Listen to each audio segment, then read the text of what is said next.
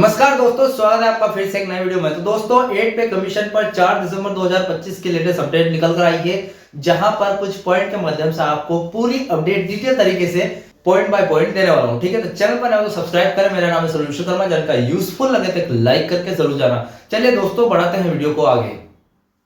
आपको पता है कि मैं हर एक अपडेट को पॉइंट बाय पॉइंट समझाता हूं, ताकि आपको जो भी अपडेट है, क्या क्या निकल कर आई है, सारी बातें वेल एक्सप्लेन हो जाए। ठीक है, तो फिलहाल देखिए 8 पे कमीशन पर 4 दिसंबर की न्यू अपडेट निकल कर आई है, जहां पर अपडेट है। देखिए पहला पॉइंट रहने वाला है, पहली अपडेट है, पेंशनर्स को 13 लाख रुपए का एरियर मिलने वाला है। कौन से पेंशनर्स को मिलेगा, कैसे मिलेगा, कब से मिलेगा, हर एक जानकारी डिटेल तरीके से आज इस अपडेट में देने वाला हूं। उसके बाद यहाँ पर सेकंड अपडेट है हमारी 18 महीने का डीए एरियर पर बहुत ही बड़ी खबर निकल कर आई है, वो भी हम आज इस वीडियो में जानेंगे। उसके बाद तीसरा पॉइंट रहने वाला है हमारा बेसिक पेंशन एंट्री लेवल से कम क्यों हो रही है, इसके बारे में न्यू अपडेट है। ठीक है, वो जान लेंगे। उसके बाद चौथा पॉइंट आ रहा है हमारा, चौथी अपडेट है एसीपी हवलदार 22476 क्या सही है या फिर गलत है, क्या है इस पर अपडेट, वो जानेंगे। उसके बाद पांचवा पॉइंट है टेबल नंबर 7 और 8 पर क्या अपडेट है, और उसके बाद पीएमआर को ओरोप का फायदा मिलने वाला है और कैसे मिलने वाला है, वो भी आज इस वीडियो में हम जानेंगे। ठीक, हो सकता है वीडियो थोड़ा लंबा हो जाए, लेकिन अपडेट देनी भी बहुत जरूरी है, और वो भी डिटेल तरीके से। ठीक है, पहला पॉइंट है हमारा, पहली अपडेट है पेंशनर्स को 13 लाख का एरियर मिला।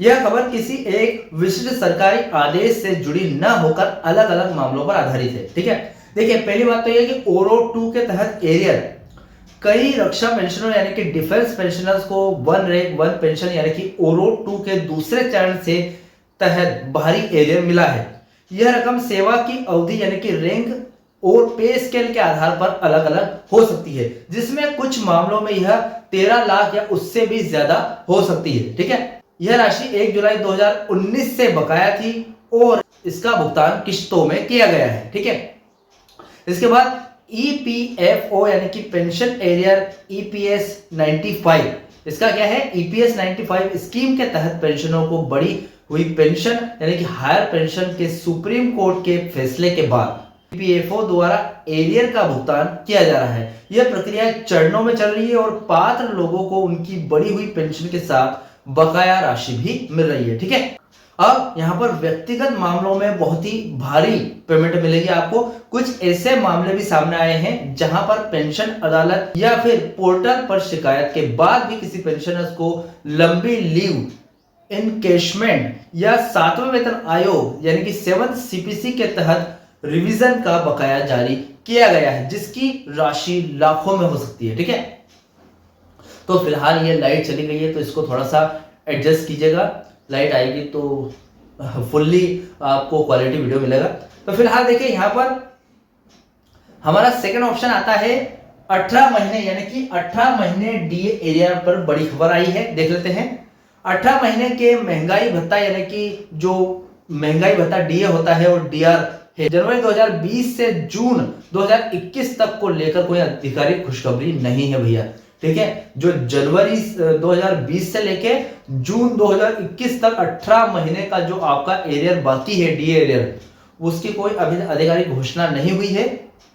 फिलहाल स्थिति क्या है वो देख लेते हैं। केंद्र सरकार ने कोविड-19 महामारी के कारण हुए आर्थिक नुकसान की भरपाई और कल्याणकारी योजनाओं के लिए धन जुटाने का हवाला देते हुए कि भैया अभी कोविड-19 चल रहा है और हमें पैसे की कमी है, इसलिए अब जो ये अवधि है डीए और डीआर के बकाया राशि की अवधि है, इसको फ्रीज कर दिया गया था और एरियर के भुगतान को अस्वीकार कर दिया गया कि भैया हम इसका भुगतान नहीं कर पाएंगे, या तो हम बाद में करेंगे या फिर करेंगे ही नहीं, ऐसा बोल दिया था। ठीक है, अब यहाँ पर वर्तमान फिलहाल डिमांड क्या है, कर्मचारी संघ व पेंशनर एसोसिएशन लगातार इस एरियर को जारी करने की मांग कर रहे थे, लेकिन सरकार ने संसद में कई बार ये स्पष्ट कर दिया है कि भैया भुगतान संभव नहीं है। तब ऐसा नहीं है नहीं कर सकते, क्योंकि भैया 2000 कितने की बात है, 2020 और 2021 18 महीनों की बात है। 18 महीनों का जो एरियर है वो लाखों में भी हो सकता है। ठीक है, हाल के कुछ घटनाक्रमों के अनुसार अब कर्मचारी संगठनों ने भी इस मुद्दे को आगे नहीं बढ़ाने का फैसला किया है, जिससे यह लगभग तय हो गया है कि अब एरियर नहीं मिलेगा। ठीक है,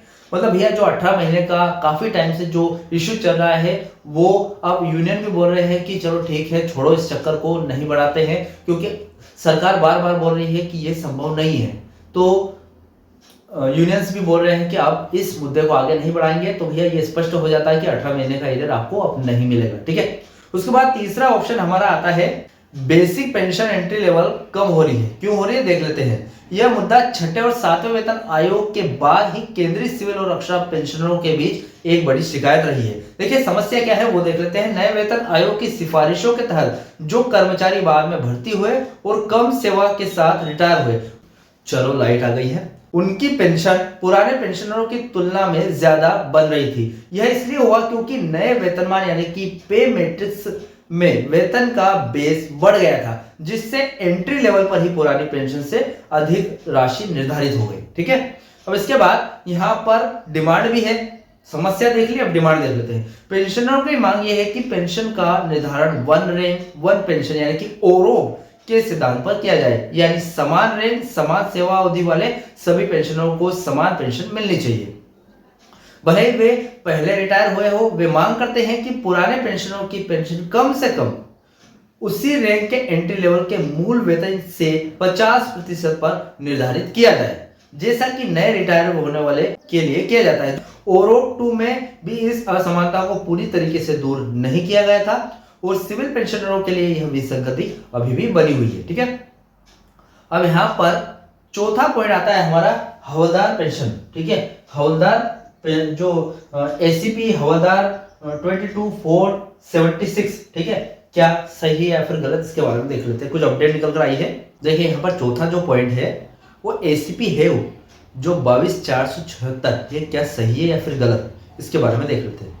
आधिकारिक तौर पर जो ओरो टेबल है वो ओरो 2 के तहत जारी की गई टेबल नंबर 78 के हवलदार के लिए उनकी सेवा अवधि के अनुसार निर्धारित पेंशन राशि जांच करें। ठीक है, सही है या गलत, इसके लिए यहाँ पर पीसीडीए सर्कुलर रक्षा लेखा महानियंत्रक यानी कि पीसीडीए द्वारा जारी नवीनतम सर्कुलर देखें। ठीक है, उसके बाद व्यक्तिगत पीपीओ, यह राशि किसी हवलदार की व्यक्तिगत पीपीओ या वेतन पर्ची में दर्ज कोई विशेष एंट्री हो सकती है, न केवल सही हवलदारों के लिए एक सामान्य नियम। ठीक है, कुल मिलाकर बात यह है कि सामान्य तौर पर यह आंकड़ा बिना पूरे संदर्भ के सही या गलत नहीं कहा जा सकता।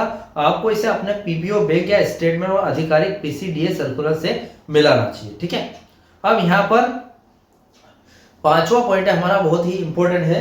टेबल नंबर 78 अपडेट है और उसके बाद पीएमआर को ओरो का लाभ मिलेगा या फिर नहीं वो देख लेते हैं। टेबल नंबर 78 रैंक 1 पेंशन ओरो 2 के कार्यान्वयन यानी कि इंप्लीमेंट के लिए जारी किए गए महत्वपूर्ण टेबल्स का हिस्सा है। देखिए पहले टेबल है टेबल नंबर 7।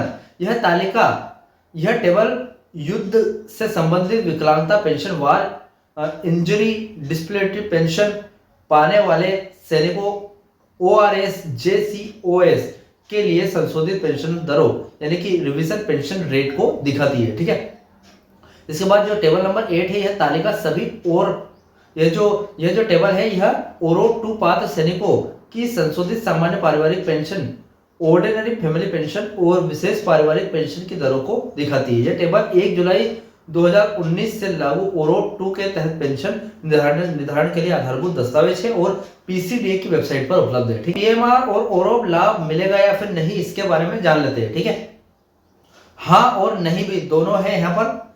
यह इस बात पर निर्भर करता है कि पीएमआर यानी कि प्री मैच्योर रिटायरमेंट समय से पहले सेवानिवृत्ति किस तारीख को ली गई है। ठीक है, पीएमआर लेने वाले पात्र जिन सैनिकों में 7 नवंबर 2015 को पहले पीएमआर यानी कि 15 साल की सेवा पूरी करने के बाद। छठा पॉइंट आता है पीएमआर को ओरो का लाभ मिलेगा या नहीं, इसको देख लेते हैं। ठीक है, अब देखिए ये दो बात पर डिपेंड करता है यहाँ पर कि पीएमआर प्री मैच्योर रिटायरमेंट जिसको बोलते हैं वो कौन सी तारीख को ली गई है। ठीक है, पहला तो जो पात्र है उनके बारे में बात कर लेते हैं और जो पात्र नहीं बनेंगे उनके बारे में बात करेंगे। तो पहले पात्र है पीएमआर लेने वाले पात्र जिन सैनिकों ने 7 नवंबर 2015 के पहले पीएमआर यानी कि 15 साल की सेवा पूरी करने के बाद स्वैच्छिक सेवानिवृत्ति यानी कि खुद से डिसीजन लेकर अपनी मर्जी से रिटायरमेंट लिया है, वे ओरो के लाभ के लिए पात्र यानी कि एलिजिबल है। और पात्र कौन नहीं है? जिन्होंने 7 नवंबर 2015 या फिर उसके बाद अपनी स्वयं की इच्छा से विदाउट मेडिकल और स्टेटरी रीजन पीएमआर ली है वे ओरो के लाभ के लिए पात्र नहीं है।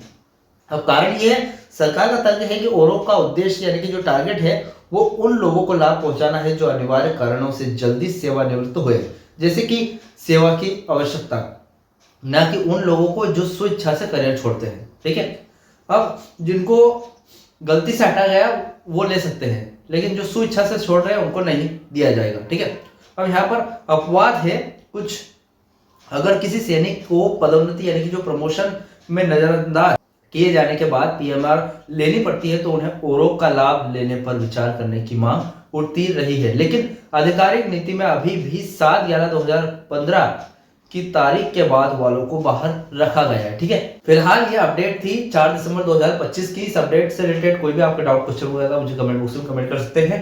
वीडियो अच्छा लगा तो वीडियो को लाइक कमेंट से जरूर करें। मिलते हैं दोस्तों नेक्स्ट वीडियो में। सी यू सून।